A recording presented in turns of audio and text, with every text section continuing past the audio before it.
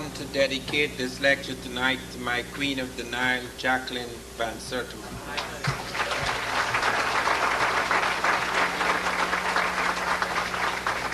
My lecture tonight is based on a book which I edited, which came out just about 2 months ago, Egypt Revisited. It's more than a revisitation of Egypt, the land, because Egypt, the land, is now controlled by non-Egyptians. I received a very serious letter from England a few days ago in which a gentleman who's been trying, along with other blacks in Britain, to establish the African origin of Egyptian civilization, submitted to me letters by the British Museum and others pointing out to him that very few Egyptians would accept that they're African. And I had to point out to him, but those Egyptians are not Africans at all. It is very important to understand that here in America, the American president is not a Native American. He's not indigenous to America. He's not an Aboriginal or original American. Likewise, in Egypt, we are dealing with people who invaded Egypt around 638 AD, and very few of them have anything whatsoever to do with the Pyramid Age, with the remarkable achievements of the early Egyptians. We have to make a very clear distinction between the modern Egyptian and the ancient Egyptian. That does not mean that Egypt does not contain native Egyptians. When Sadat was here a few years ago, Sadat said on CBS, "I am a black man, and I'm the first true pharaoh in 2,000 years. Of course, it was struck off the air, but he repeated it in other places like to Jesse Jackson.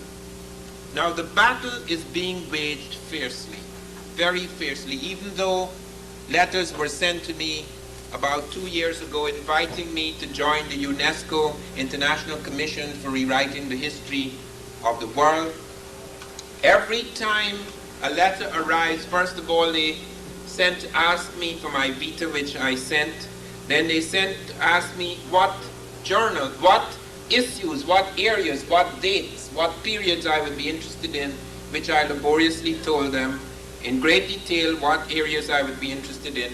Then another letter comes half a year later from another person, another section, asking me what I would like to do. It goes on and on like that. There is profound resistance in the world to this. It is a very serious matter. And it has become a very serious matter now in the United States because there is a movement on in many parts of this country to infuse African and African American materials into the curriculum.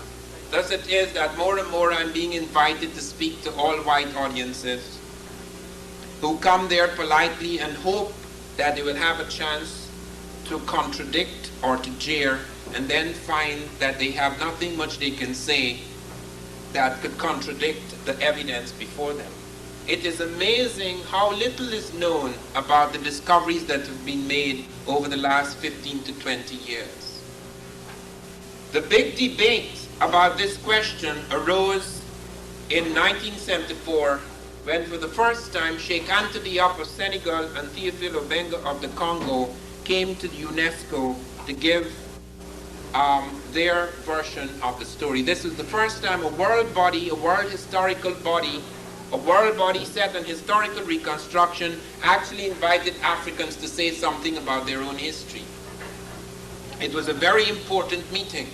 And in fact, with the death of Diop, we had mourned so deeply his passing, but we found a few months ago in September that his good friend and colleague Théophile Obenga visited the United States, and he had an opportunity to meet him in Washington. But just before he came, he submitted to me a huge book of about 800 pages in French dealing with the philosophy of the early pharaohs.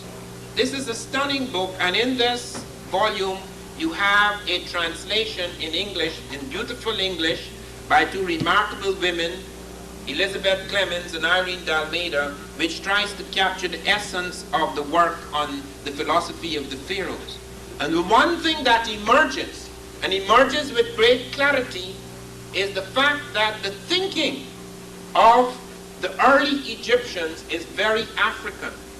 They were the first people to develop a conception, a complex conception of the origin of the universe. And it was no simple matter about suddenly God appeared and he just breathed on the water. It wasn't as simple as that. They actually talked about an aqueous state. They actually talk about the primal stuff of the universe, and they speak of this curious yarity, a strange vibration, perhaps through some explosion that occurs in this primal stuff that releases some peculiar latent consciousness which emerges as God, who then reconstitutes the primal elements of the universe and sets it on its course. Now this is as close to modern physics as anyone could come. European conceptions of the universe, Asian conceptions of the universe are not as complex and modern as this. And the most unusual thing is that we have found among the Dogon in West Africa, among the Bambara and other African peoples, the same ideas. Even the name for God, Amon, which we repeat in all our prayers today, Amen, which is from Amon. You find Ama among the Dogon, etc. So that even the name for God, the word which we still use today in our prayers, Amen, this is a word that runs through, just like the word Christ, which is also an African word, K-R-S-T, Christ, the anointed one which first appears among the Africans. So that the reason why this battle rages is because Egypt was the foundation of a great number of our arts and sciences and philosophy. It is because Egypt was not only central to Africa, it was central to Europe and to Asia. It is because the Greeks, who are now accredited with the world's first great civilization, actually sat at the foot of the Egyptians. That is why this is a major issue. It was said, and it is still being said, that although Egypt is in Africa, because it has borders that open it up to Europe and to Asia, the backward barbarians of Africa, south of Egypt, did not have any major civilization. What happened is people trickled down from Europe and trickled down from Asia, bright people, more advanced types, creating civilization which then trickled down to the benighted barbarians south of Egypt. What we are finding now, in fact, that the benighted barbarians are not in Africa, they're elsewhere. Because what has been discovered, before we come to Egypt, let me deal with something that is significant. What has been discovered is that you do not have any Europeans on the earth until about 55,000 years ago. And those Europeans are black. Pink people, that is people who drop pigmentation, do not occur until around that time when the blacks in Europe, and that has been established, that there are no people on the earth except black people, not just in Africa, because in Africa produced 6 stages of man. All the stages of man are found in Africa. Only 3 of those stages are found in Europe and Asia. The first 3 stages died off in Africa. They never got anywhere. The last 3 stages not only spread across Africa, but moved out into Europe and Asia. We have finally Neanderthal man, which is not complete man, also African, but with the lobe of the brain missing, the seat of conscious, not necessarily of consciousness, but of the higher type of consciousness which we have. Then we have final man, Homo sapiens sapiens. And scientists in 3 independent universities at Berkeley in California, in Hawaii, and at Oxford University of all places in England have shown that the founding population of the modern world, not just the first man, that's irrelevant. The first man being born in Africa doesn't mean anything because the first man was not modern. The first man did not have our brain. What they have found is the last man was born in Africa, not just the first. Modern man.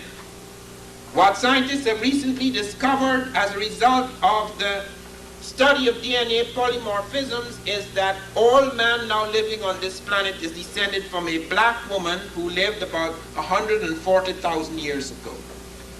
The African actually contains all the genetic material, and they know at what point he begins to mutate into other types. That mutation has nothing to do with evolution of other types. It has to do with changes brought about by ecological conditions. For example, it is understood that hair follicles are affected by heat and cold.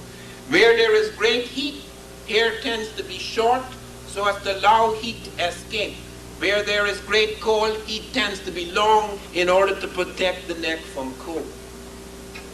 Coloration is produced by the dropping of pigmentation in the ice. Somewhere near southwestern Russia, the African was caught in the ice. There are no Europeans, meaning that is, there are no Caucasians in Europe at this stage.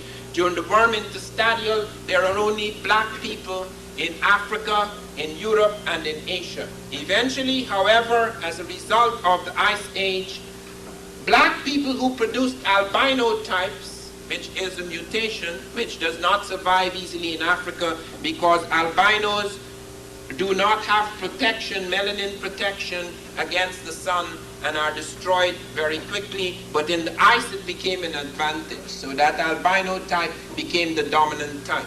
The black type did not totally disappear in Europe.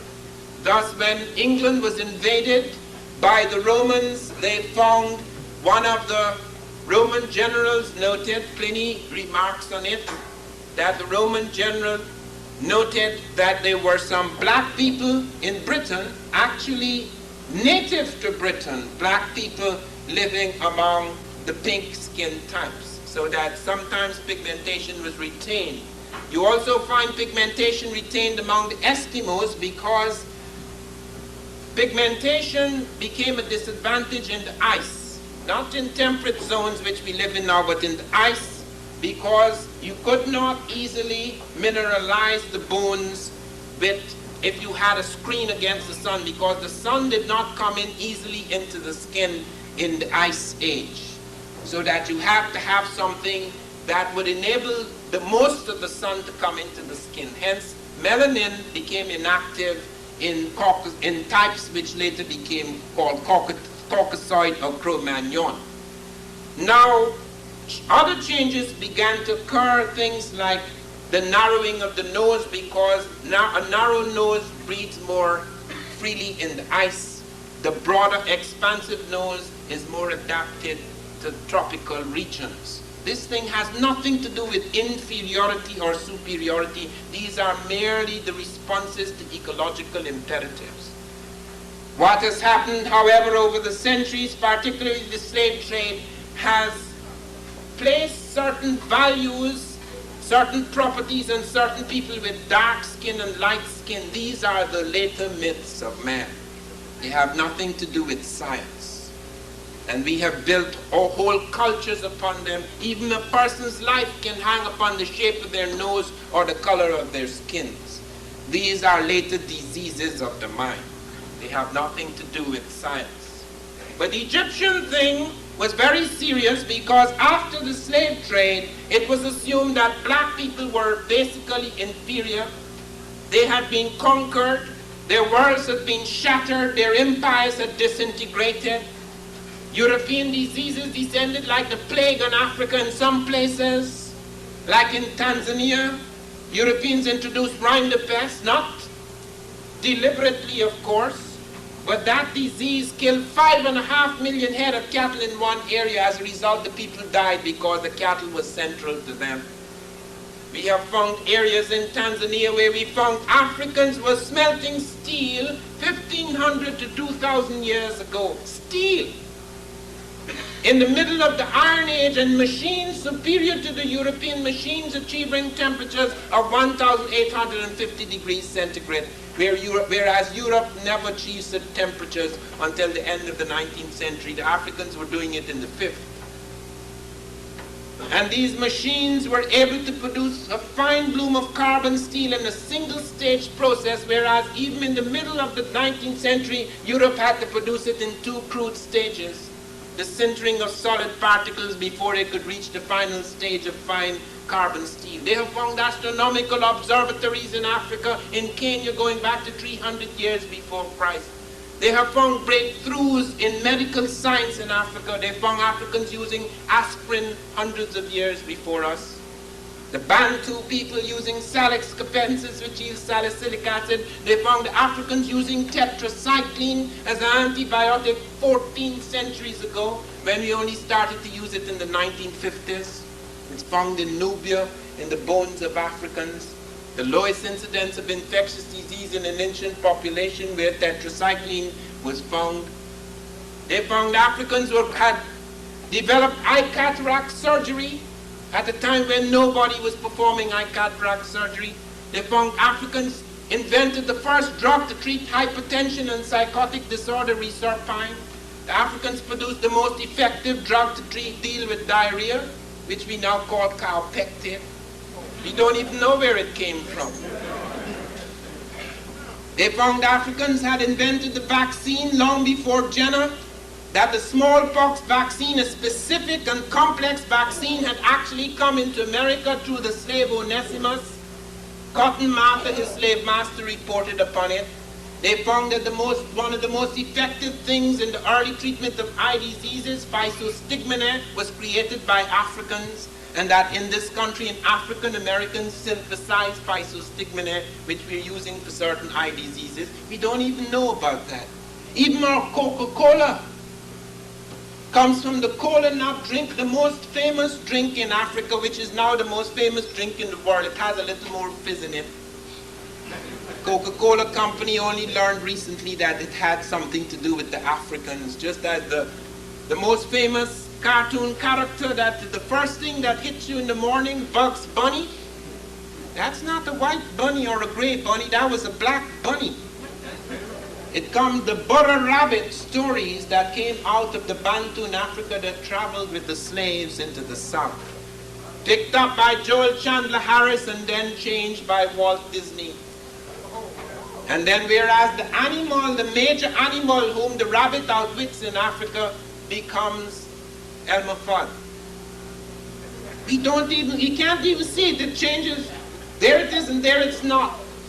So much of our heritage has been borrowed and transformed by other peoples and claimed to be their own. But nothing, absolutely nothing, is more serious.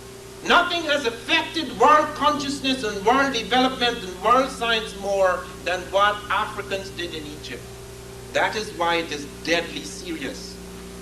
I've been to places where I've spoken on Egypt, the classes, and the teacher is so nice because she thinks that when I leave, she's going to be able to break down everything I say. And then the students ask serious questions, questions which she thinks will embarrass me, she or he. And I answer it in a way I know she could not go back afterwards and unanswer it. And sometimes after the politeness, the assumption that you're going to go away and you're going to be embarrassed and all that, after the politeness comes the cold stare, hoping you leave very soon. I actually saw that. We went to speak at the Archaeological Society in New York. I will not name the specific place. And they invited me to dinner and everybody was laughing and talking and so forth, trying to soften me up so that when I get on the stage I wouldn't be too militant. And then in the middle of the dinner, this archaeologist started talking about, it's not necessary, it hasn't been decided yet that man was born in Africa, probably he was born in Asia. And I put down my knife and fork. And I said, that is nonsense. We have been through that before. We have spent so much time with that. They have found all the sequences of man in Africa. How could we talk about Asia after we have searched and searched for early man in Asia? We have found no such type. And everybody is startled, why are you getting so passionate? This is a nice little dinner. And I looked up and I saw a twinkle in his wife's eye. She must have been beating her to death with all sorts of things over the years, and she's so glad that the black man could sit at this table and give him a rough time after eating his food. These are very serious matters. It affects us tremendously because we have found all the traces, all the main traces in the Egyptian civilization coming out of inner Africa. There is no question about it. Sheikh Anthony Up and Theophile Benga showed in lectures that went on for hours with great detail that the language of the Egyptians was an African language, that the so-called Semitic elements came in much later through the movement of other peoples. Long after the classical period of Egyptian pyramid science, mummification, etc. These are later movements, and they affected the lexical or surface aspect of the language. They did not affect the deep structure, grammar, which they could trace and show familial relationships with many African languages. We have found hieroglyphs, Egyptian hieroglyphs in West Africa. Our good friend, the former Archbishop of Lagos, Olumide Lucas, has shown in his work, Egyptian religion in West Africa, traces and traces of these things among the Yoruba.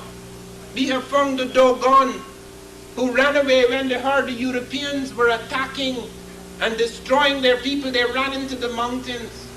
Now we find they have close connections with Egyptian thinking. They may actually have affected it and been affected by it in later stages. We are startled by their science. They have found things about the stars that our machines in space only found 3.5 years ago. They were talking about it 5 centuries ago. We are not descended from any little people. The Dogon mapped the movement of the star Sirius B. We only photographed that star in 1970. They danced the orbit of the star 5 centuries ago. The Bardos celebration begins 5 centuries ago. They showed where that star would be up to the year 1990. Our machine showed they're dead correct. The African shows its 50-year elliptical orbit. Our machine showed they're dead correct. They show its orbit on its own axis. We don't know about that one yet.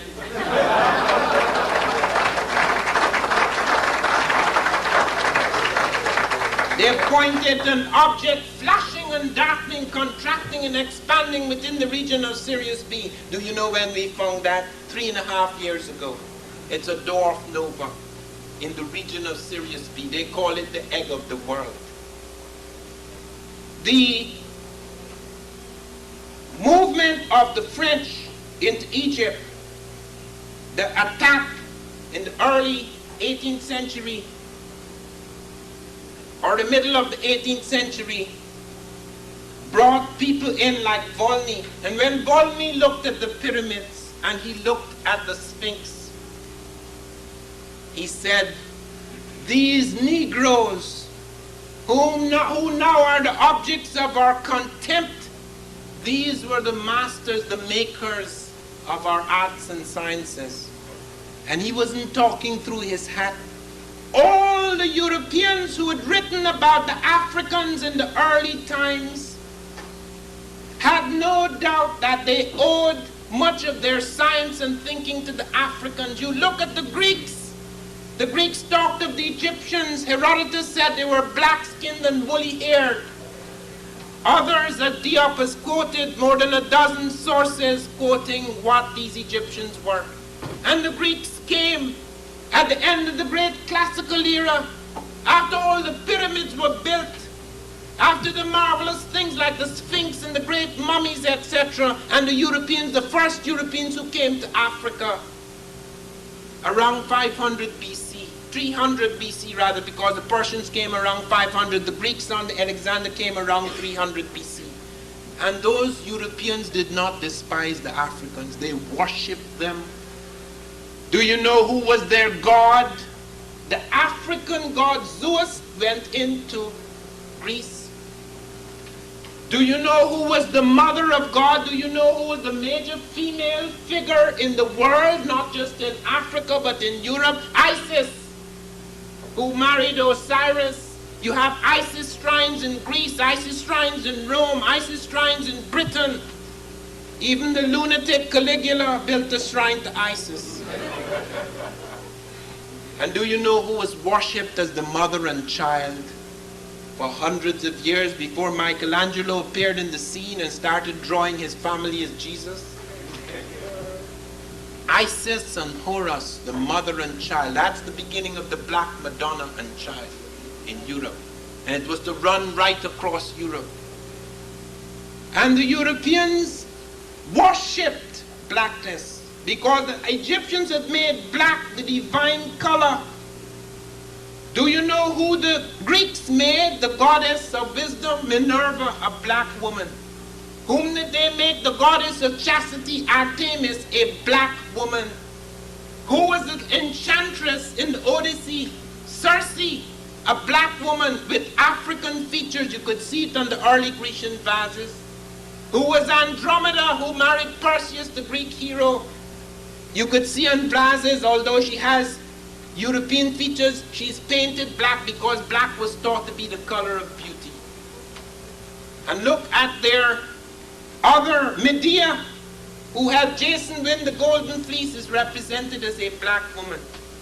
And whom did they make a god? The first man to be made into a true god by both Africans and Europeans, a black man, Imhotep, father of medicine. The Greeks made no claims that were later made by other Europeans, as Martin Bernal points out.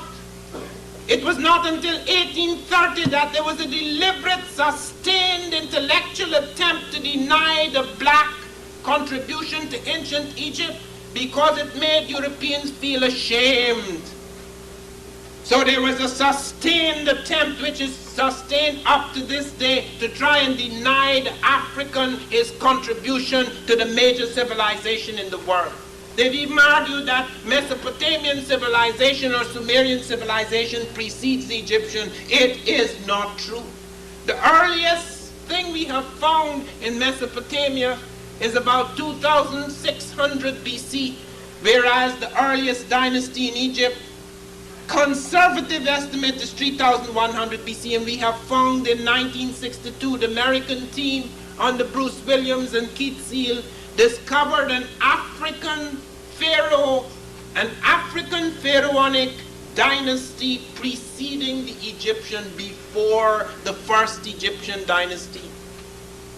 And there at Tarseti, at a place called Kustal on the edge of the Sudan, they found that 12 black pharaohs reigned even before the first Egyptian pharaoh.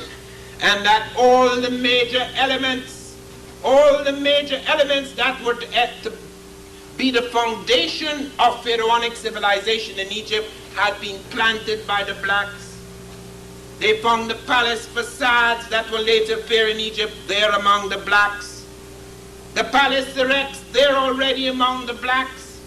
The falcon god Horus, the sun, the Christ figure, already there among the blacks, 200 years before the first Egyptian dynasty. And if there was Horus, they had to be Osiris, the god figure, the male aspect of God, as Isis was the female aspect of God. And the Africans did not call God he. How can God be a he? He's a he and a she. He must represent the two aspects. And there they found all the animal symbols that were later to appear in Egypt. And there they found the crown sitting on the pharaoh, that an unmistakable shape, the crown that sat on the heads of the southern pharaohs, that was later to sit beside the crown of the north when the Africans moved up into Egypt. And there above all, they found the hieroglyphs, the beginning of a writing system created by the blacks. As I have pointed out, when I was in England, I was taught that Africans were preliterate. I was told that they was missing something. They just had oral tradition. They just talked. and you recorded their talk, and that's all they had. They never wrote. I did not know that the English were preliterate.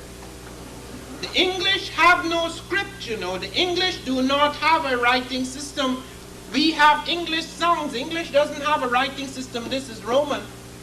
There are very few Europeans who have writing system. The Spanish do not have a writing system. Roman. The Germans do not have a writing system. Roman. The English do not have a writing system. Roman. How many writing systems are there in Europe? There's the Cyrillic alphabet in Russia. There's the Greek script. There's the Roman script. There's the Phoenician script, which is partly affected by the Egyptian. There is the Celtic script, which is partly affected by the African, according to the book of Balimote, is part African and part European. Does Africa have no scripts? There is the Mande script found at Udmurtetek 3,500 years before Christ. Thousands of inscriptions in Mande. There is the hieroglyphic script created at Kustal before it goes up into Egypt. No script on earth has as old books as we have found in African hieroglyphs. No people on earth have as complex early philosophy as the Africans, as you will see translated from the Egyptian texts.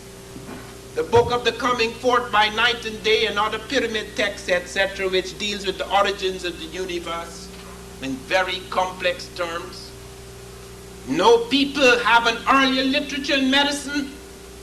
No people have an earlier literature in mathematics. And in spite of the massive destruction of Africa and the massive destruction of documents, they survive in their fragmented state as proof and witness that they had it. And then there's the Meroitic script, which Theophilo Benga is now trying to break at UNESCO. And then there's the Akan script, both a drum script and a written script. And there's the Faka script, the only script that traveled to America with Africans. It is found used by the Saramaka in the jungles of Suriname. And then there are other scripts, the Himyaritic script. And even the Arabic script was invented in its first stages by Abul Aswan, an African. It appears in the diaries of Ibn Khalikan. Page 663.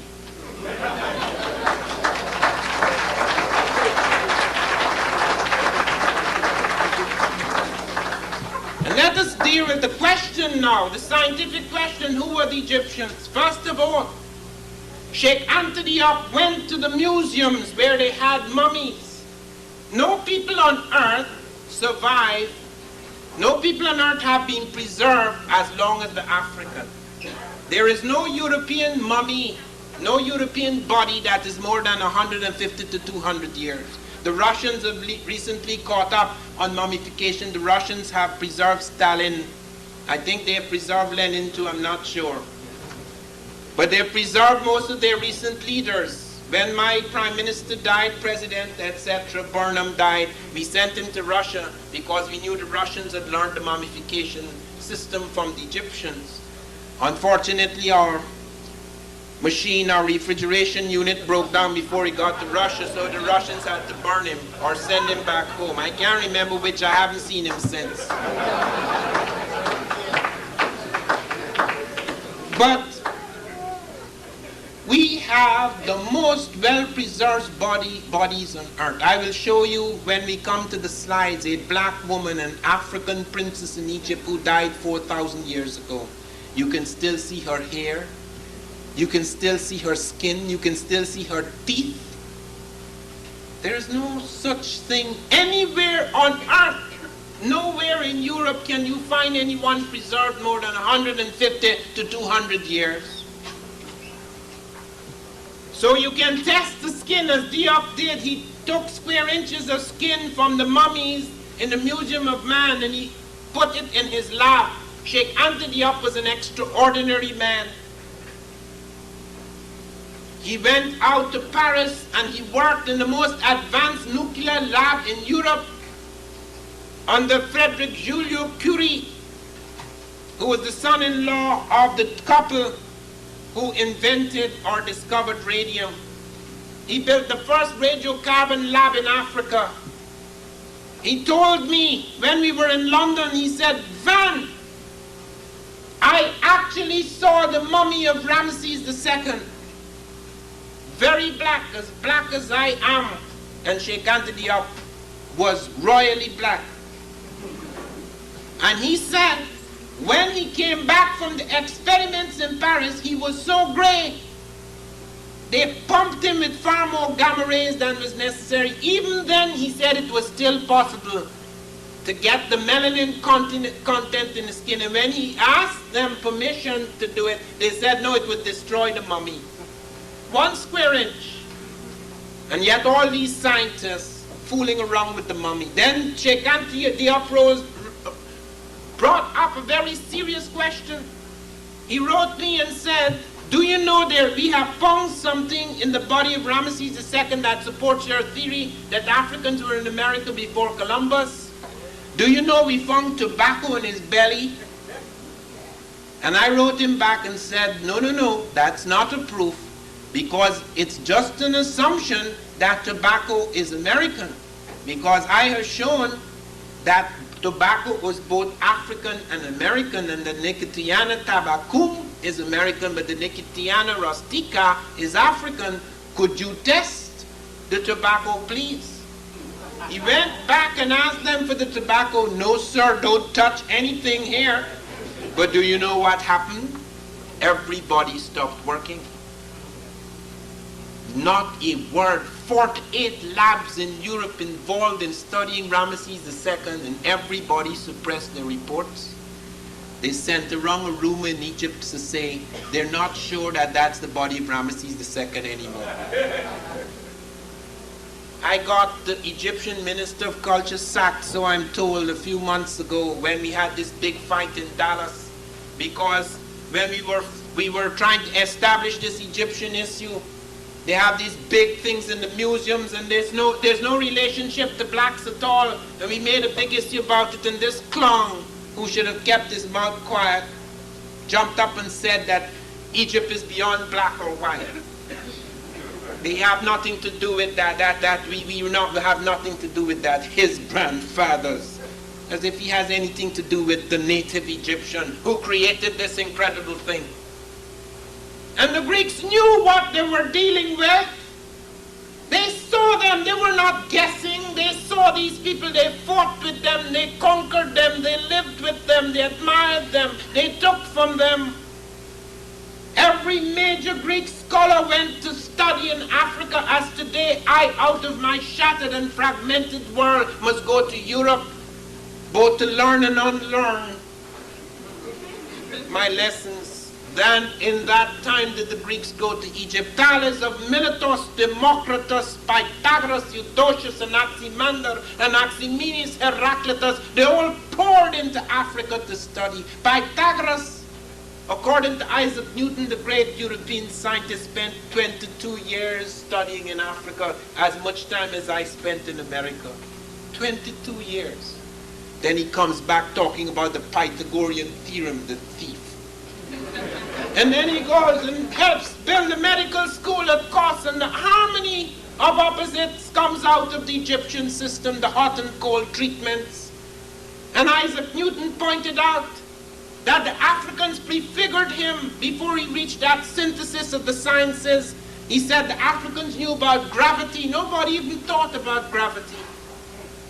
The Africans indicated their knowledge of gravity by talking about the harmony of the spheres. They knew certain things were kept in a certain position because of gravitational fields. And he said the Africans even knew about the atom. They didn't know about atomic fission or fusion, but they knew of the atom as the building block of the physical universe. They called it the monad. And even though they had certain mystical notions about it, they knew it as the building blocks of the physical universe. And we heard something astonishing in Washington a few weeks ago when Theophilo Benga, the head of Bantu Studies in Brazzaville, came here. The true successor to Sheikh Anta Diop, do you know what he told us? They have found a manuscript in the British Museum that showed the Africans were already talking about the speed of light. Nobody thought of light as a traveling force. They saw it both as waves as well as particles. Do you know that is recent in our science? To see light both as photons, particles, as well as waves. they were talking of light as waves and particles. And they talked about the speed of light traveling millions of meters per second. Do you know what that means? And Dr. Finch in this book deals with some of the cases, the medical cases that appear in the Edwin Smith Papyrus. Now the Egyptians wrote many medical texts. 10 of them survived because there's been massive destruction. Bishop Theodosius, that religious bigot, burnt down the Library of Alexandria, taking centuries of African scholarship into the ashes, but we still have survival of medical documents and mathematical documents. The two most famous of the medical documents are the Ebers Papyrus and the Edwin Smith Papyrus. And the Edwin Smith Papyrus only translates, in the 18th dynasty, an Egyptian surgeon translates cases dealing strictly with the head and neck, which means he leaves the rest out. But that is enough to tell us that our African ancestors were doing incredible things. Finch looks at these cases as a doctor and points out that they had found the locus of the brain through which auditory information is processed. That's 20th century stuff. They were doing that thousands of years ago. He said that they were aware of certain things, cortical centers, that they actually diagnose things that could only be diagnosed today with X-rays. Where were they getting that knowledge from? It's actually written down in the Edwin Smith Papyrus. A whole range of things like that. Many of the things we take for granted today as the moral edicts and laws, etc., you could see it down when you read Karenga's study of math. You could see how the Africans already written down these things. And here today we live in the shadow of the world, making apologies for ourselves, when we have given so much to the rest of the world. I would have given so much if 20, 30 years ago I knew about this. I lived in such anguish in my 20s, so ashamed of having African blood, as so many of us have had to grow up. Making apologies for being in a world that we did not belong, a world controlled by others.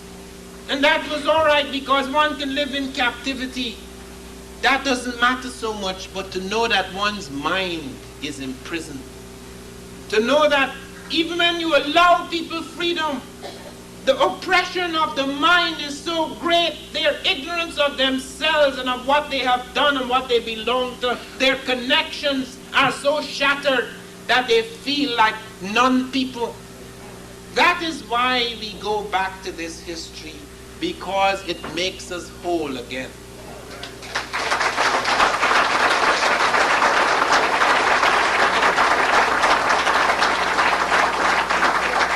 You look at the cultural connections. They have found mummies in Africa, in inner Africa, before they find them in Egypt. We have found mummies preserved in the Fezzan 500 years before the first mummy turns up in Egypt. We have found them using nacron, which was later used in the mummification process. We have found circumcision, which later were picked up by the Jewish sect, which at that time, in the early time, was largely African. We have found various cultural practices. Their totems are the African totems. Their philosophy is African. Their language is African. And here is Jean Vercoute speaking at the UNESCO conference in 1974, where he said, "It is true that their writing is African, their language is African, their way of thinking is African. The problem is that we can never be sure how many of them were African." Can you imagine the schizophrenia? And then you have this man, Shinny, as I call him in my book, Shamefaced Shinny, talking about how they were not really black. It was subjective. The Greeks were being just as subjective as Diop.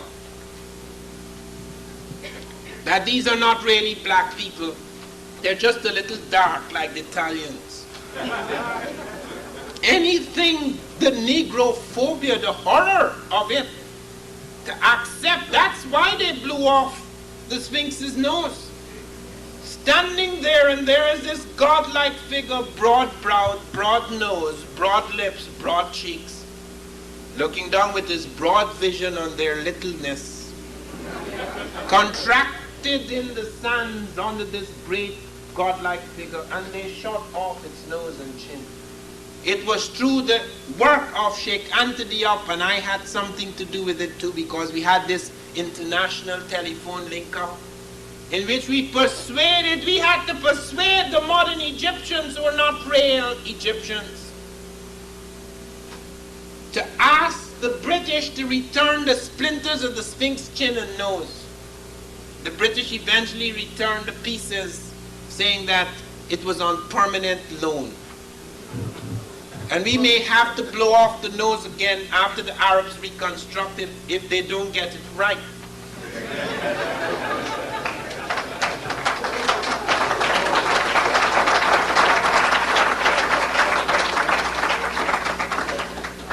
People said that these are a red race. They're not really Africans, they're brown Mediterraneans. Why? Because the Egyptians had a habit of coloring red, putting red ochre on men and yellow ochre on women. And nobody seemed to realize through anthropology that the Africans had been doing that for thousands of years. Red represents vitality, so you put red ochre on men. Yellow represents fertility, you put yellow ochre on women. It doesn't mean the women are yellow and the men are red. Look at this. Just for this alone, you should buy this book. It shows you how the Egyptian represented himself. This is Egyptian, black. This is the Indo-European or Caucasian. This is the Nubian and other blacks of Africa. And this is the Semite. He makes it quite clear. This is the one that survives the centuries, where he paints it clearly, because now he's not dealing with symbolic colors. Since he's representing all the races, he wants to show you in minute detail who is who in his world. Sheikh Anta Diop brought that to our attention, but Sheikh Anta Diop published it in black and white. I spent a lot of money to get that in color because I didn't want any mistake. I want it to be seen clearly. You cannot see this clearly in black and white. You have to see it in color. It's the only one that survives from Egypt. This book is filled with about 200 photographs. And you will see the pharaohs, and you will see their queens, and you will see the scribes, and you will see the vast concentration of black African faces. It is true that Egypt was not homogeneous. It had other people as well. Since it had borders open, other people trickled in. They weren't all black. But look at Britain. Britain has 1 million blacks. They've trickled in. Would you say Britain is black? If the major figures, the dominant figures are black, the major population is black, because a few people trickle in, that's a black population. It's a black civilization. There are more blacks in Britain than in my country. But does that make Britain black? They're going to pick the odd little figure here and there because the king sometimes married outside. A king is supposed to bring as many people into his harem as possible, not only necessarily in his own nation. Sometimes if he has quarrels and fights with other people, or he wants to make alliances, you bring other people into the harem. So the odd figure may appear.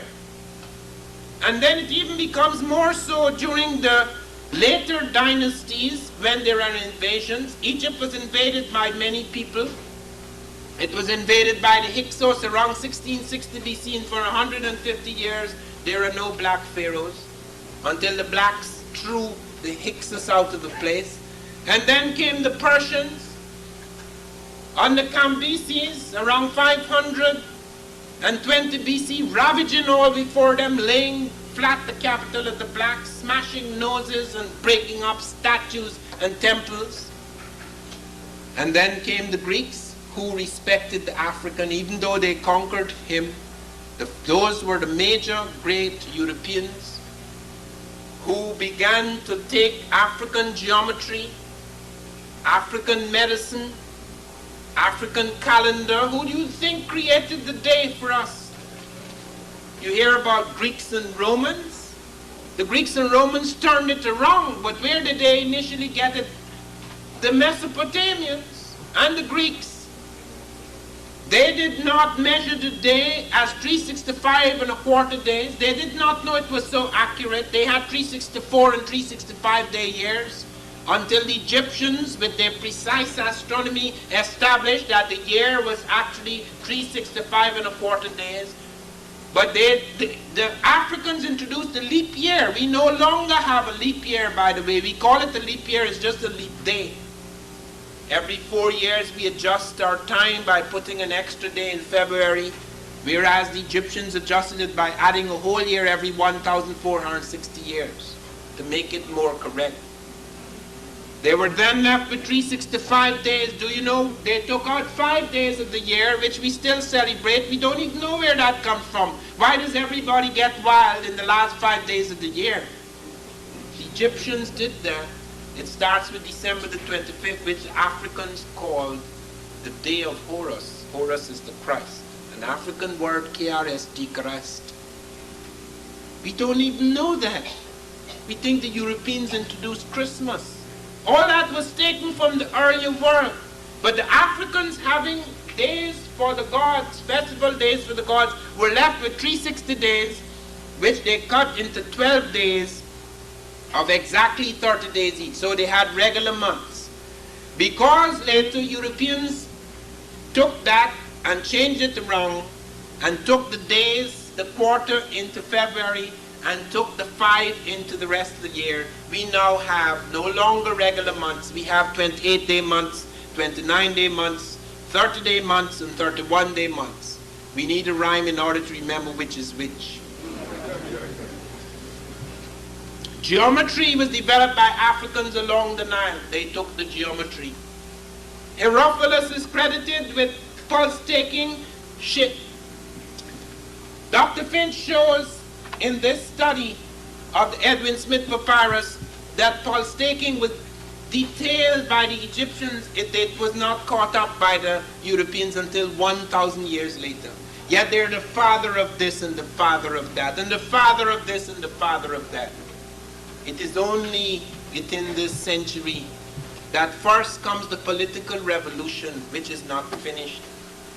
But now comes the other revolution, more significant and permanent, the cultural or spiritual revolution.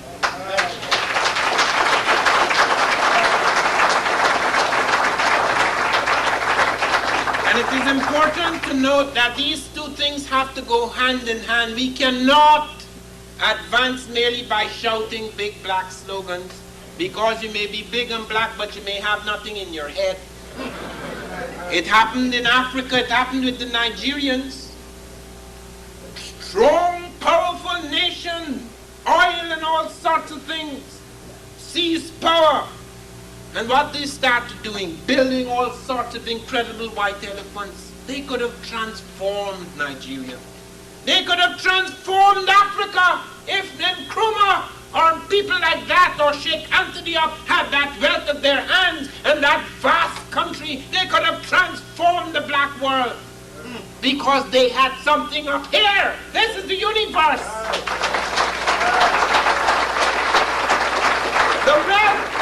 The wealth of a nation is not enough. You can only transform the world if you have something in your head. It's not enough to have power. It's an extraordinary things are happening in the world today. Everything is being turned upside down very quickly.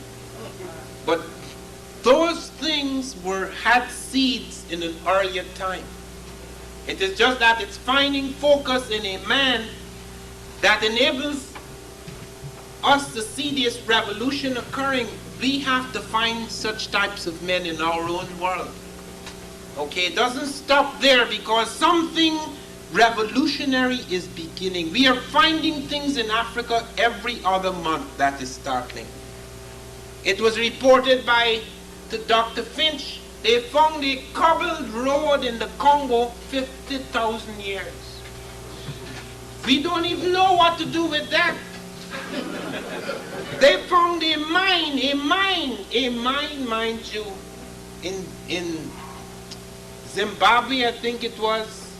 They found a mine that is 43,000 years old. It's in southern Africa. I'm not sure it's in Zimbabwe. It's somewhere in southern Africa. They found a mine that is 43,000 years old. It doesn't prove that Africans were smelting metals at that time. No, but they had dug a deep pit far, far below the ground with underground chambers to mine hematite and specularite. We have found things that startle us. The Russians informed me that they had found perfectly ground spherical crystal lenses in ancient Egypt, indicating that our people had already got lenses. That may explain how the Dogon were able to make certain observations in the sky. Observations that startle us, because for their time, it's amazing that they had such precise calculations. The Egyptian thing makes us aware of so many things. When you look at the great dynasties, you look at the breakthroughs, the advances that were made in that time. You look at the pyramid, for example. Let me close on that. The Japanese tried to build a pyramid in 1978. It was a disaster. Now we credit the Japanese with all the fine technological knowledge. But do you know what happened to the Japanese? The Japanese said that we first are going to try to break the stone up in the quarries using bronze, the bronze tools that Egyptians had in that time. Sheikh Antioch had told them clearly that these Africans were not using copper and bronze tools when they were building the Great Pyramid, because you cannot cut granite with those tools, and that they had actually found an iron hoe. In the interstices of the pyramid, they found Tutankhamun's bed made of iron. They said, no, Tut got this bed from outside. Probably got it out of Asia. So the Japanese tried to cut the stone, the tools broke. Do you know what they end up doing to cut that stone? They had to use air jackhammers to cut the stone. Then after they used 20th century air jackhammers to cut the stone, they put it on the barges to bring it down the Nile. When they put it in the mud, first of all, the barges capsized. They assumed that the Africans just put this thing, and they were not picking up 50-ton stones like Africans. You know, the Japanese were picking up 3-ton stones. But when they put it on the barges capsized. They had to use modern steamboats. Then they brought it down the Nile, and then they started to put it on the mud. It sank in the mud. They dragged it, it sank in the sand. Eventually they got it up in the desert. Then come heave-ho like in Hollywood.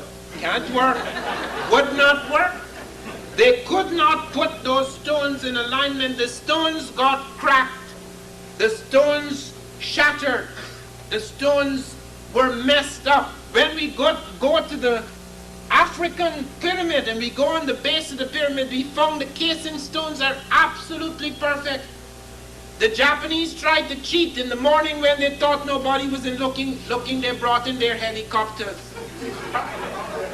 They took the finest 20th century cranes. You know they couldn't do it. They could not put those stones in proper alignment. Do you know what we have discovered? That the Africans put those stones in an alignment that is 1/1000th of an inch of mathematical perfection. The only people in the 20th century who achieved that alignment are not stonemasons, opticians, and jewelers, dealing with fine gems. They were bringing the skill of the optician and the jeweler to deal with massive acres of stone, when these guys, whom we consider to have the finest technological abilities, could not do it. They left in disgrace. They had to abandon everything. The Egyptians threw them out. Let me say the post-Egyptians.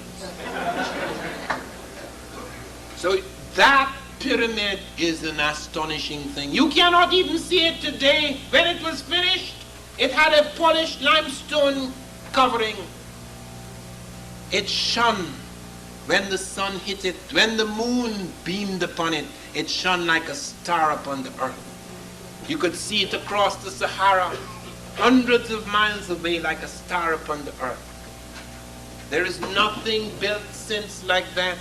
It is half the height of the Empire State Building, but it takes up 12 blocks of Manhattan. One building. It is so large that the stones that were put in that pyramid, if it were cut into 1-foot cubes, it would circle 2/3 of the belly of this planet. Do you understand what we're dealing with?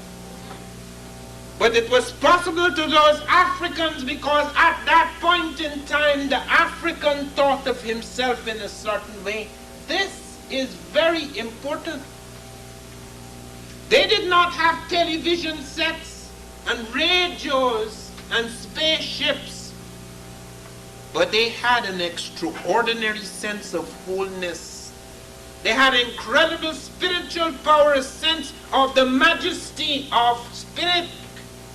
So they attempted things that would daunt any people before or since. My wife and I went to Egypt last year, and we went to see the quarries at Aswan. That is what I wanted to see more than anything else. I wanted to see the obelisk they abandoned at Aswan. And I went down in the ground and I could not understand how could they abandon this. It must have been a hell of a thing to cut it. It looks like if it had been cut by lasers. And I had to search, I had to ask, where is the flaw? Why did the Africans abandon this? The flaw was so minute it would have taken several hundred years for it to show. But we had to be perfect. We couldn't deal with mediocre stuff. We didn't want to put up something that would be gone in 100 or 200 or 300 years. It had to last forever, as has the pyramid, as has so much that the Africans have built, including the human body whom they preserved for thousands of years. We were not satisfied in that time with mediocrity, as today we are. Oh, it doesn't really matter, it's a black thing. Let's do it how we please. We talk about time, colored people's time. When we created the clock. We created the water clock and the sun clock and the shadow clock. Even Galileo used the African water clock in his experiments. Even in this country, the man who first developed a major clock was Benjamin Banneker, black man. And we moving about is this. The only marvelous thing that we could bring to the culture is to show that we don't respect time. When time is the very center of discipline, it's the very center in the restructuring of man. Now we can't go back thousands of years to this civilization, but consciousness does not have time. Time is a fiction. Time is arbitrary. Time is made by us. What we can go back to in consciousness is an awareness, a consciousness. This universe, consciousness, does not have limits in time. What happened 10,000 years ago or 10 minutes ago occupies the same space in consciousness. We are the universe. And therefore it is possible, drawing upon this heritage, drawing upon the power, the electricity, the dynamism that springs from these discoveries, we can get a sense of ourselves which takes us out of this mediocrity, out of this sense of being enslaved, out of this sense of being inferior. We can reconstruct ourselves. We can remake our world because of this feeling. we can remake man, we can remake our children, we can remake the world in which we live. Because drawing upon history, drawing upon the past, we recreate the quality of the present and thereby project ourselves into a totally different future. Thank you very much.